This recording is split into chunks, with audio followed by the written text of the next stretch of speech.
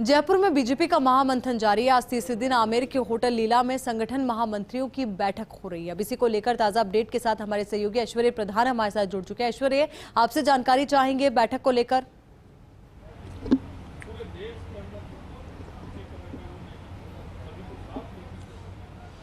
देखिए, बीजेपी का जो महामंथन है वो मुख्य रूप से कल था, यानी जो खत्म हो चुका। कल राजनीतिक तौर पर भी अपने आप को सुदृढ़ करने की बात की बीजेपी ने, तो आज का दिन है वो प्योरली संगठनात्मक बैठकों का दिन है। संगठन की बैठक के मैं मायने समझाता हूँ। यहाँ पर महत्वपूर्ण ये बैठक इसलिए हो जाती है कि इस बैठक में भारतीय जनता पार्टी के राष्ट्रीय संगठन महामंत्री BL संतोष हैं। JP नड्डा कल चले गए थे अपने दिल्ली के लिए, तो BL संतोष जो हैं वो तमाम राज्यों के जो संगठन प्रभारी हैं उनके साथ मंत्रणा कर रहे हैं। बैठक शुरू हो चुकी है। बैठक को लेकर हम बात करेंगे, लेकिन उससे पहले हम महामंत्री भजनलाल शर्मा जी से बात करते हैं। यहाँ हमारे साथ मौजूद हैं भजनलाल जी। भजनलाल जी, किस तरीके से देखते हैं इस ओवरऑल मंथन को, कितना फ़ायदा मिलेगा आपको? देखिए, हम सभी राजस्थान की टीम को एक अच्छा मौका मिला है कि क्योंकि हमें राष्ट्रीय पदाधिकारी बैठक मिली है, निश्चित रूप से उनसे हमें कुछ सीखने को मिलेगा और मिला भी है। और हम इस बात को लेकर के प्रसन्न हैं कि जिस तरह से सभी लोगों ने, हमारे लोगों ने मेहनत करके और पूरा कार्यक्रम बहुत ही अच्छा, और सब ने इसको सराहा है। निश्चित रूप से हमको बहुत कुछ बातें सीखने को मिली हैं। मैं तो ये कहना चाहता हूँ कि हमको और हमारे कार्यकर्ताओं को मौका मिला है। निश्चित रूप से हमारे कार्यकर्ता ने बहुत ही तन मन से काम किया है और एक ऊर्जा का संचार भी हुआ है कि हमको जिस तरह से राष्ट्रीय पदाधिकारी बैठक मिली है, हमारे सभी कार्यकर्ता। आज की बैठक को लेकर आप क्यों नहीं कुछ बोल रहे हैं? आज की बैठक की जानकारी आप क्यों नहीं दे रहे हैं? क्योंकि वो भी तो बैठक इम्पोर्टेंट है। देखिए, हमारी जो बैठक है वो 19 और 20-19 को राष्ट्रीय पदाधिकारी बैठक और 20 को हमारी पदाधिकारी बैठक हुई है, और वो बैठक हमारी लगातार 2 दिन तक चली है। और आगे के शेड्यूल जो होते हैं, जिस तरह का होता है, हमें जानकारी होती है, उस हिसाब से बताते हैं। मानकर चलें आगामी दिनों में और भी कई बड़े नेता आएंगे राजस्थान में और बैठकों का दौर चलेगा। देखिए, ये तो पार्टी का काम है। निश्चित रूप से पार्टी के कार्यक्रम बनते हैं और कार्यक्रमों के आधार पर राष्ट्रीय लेवल से लेकर के, प्रदेश से लेकर के जिले तक उन कार्यों को क्रियान्विति होती है।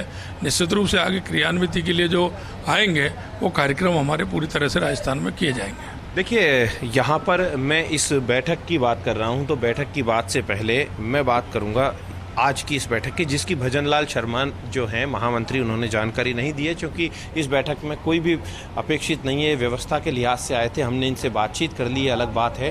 आपको दिखाई देंगे बीजेपी के ये 2 प्रमुख लोग, जिनके आधार पर, जिन्होंने भारतीय जनता पार्टी की जो नींव है, नींव के पत्थर की अगर हम बात करें, या भारतीय जनता पार्टी का जो पौधा था उसका बीज जो है, उसका रोपण इन्होंने किया था जनसंघ के माध्यम से।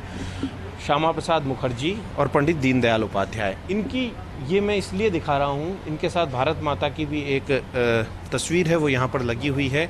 यहाँ से तमाम जो आज संगठन महामंत्री आए थे, उन्होंने यहाँ पर पुष्प अर्पित किए, श्रद्धांजलि दी, और आज की बैठक यहीं से एंट्री ली उन्होंने और शुरू हुई।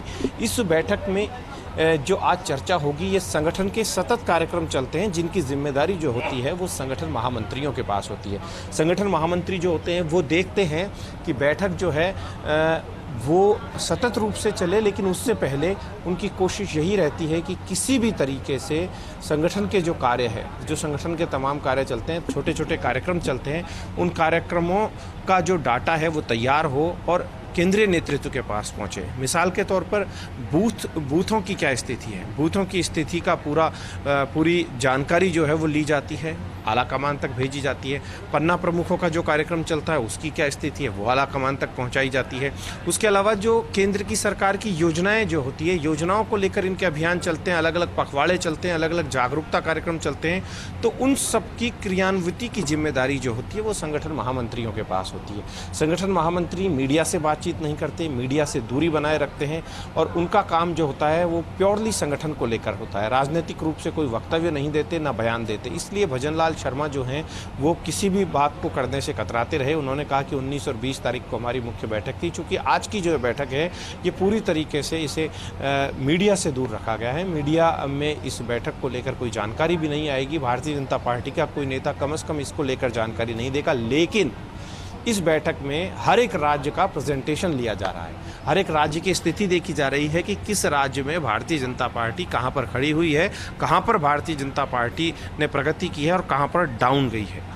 ये चीज़ यहाँ पर देखी जा रही है। जिन राज्यों में बीजेपी को बहुत ज़्यादा काम करने की आवश्यकता है, उन राज्यों में जो सफल राज्य हैं उनके मॉडल को फॉलो किया जाए। हालांकि बीजेपी के जो नेता हैं वो ये मानते हैं कि अलग अलग क्षेत्र की स्थितियाँ अलग अलग होती है, अलग अलग क्षेत्र के कार्यकर्ता जो होते हैं उनके मिजाज भी अलग होते हैं। यानी ऐश्वर्य, कोशिश भी यही है कि जिस तरीके से यहाँ पर तमाम राज्यों को लेकर फीडबैक लिया जा रहा है तो आलाकमान तक तो ये रिपोर्ट सौंपी ही जाएगी। तो आगे आने वाले दिनों में ये भी देखा जाएगा कि किस तरीके से अलग अलग राज्य के हिसाब से संगठनात्मक तौर पर राज्य को मजबूत बनाने के लिए बीजेपी कई अहम फैसले भी ले सकती है या फिर आगे की रणनीति भी तैयार करेगी। बहुत बहुत शुक्रिया आपका हमारे साथ जुड़ने के लिए, पूरी बातचीत के लिए।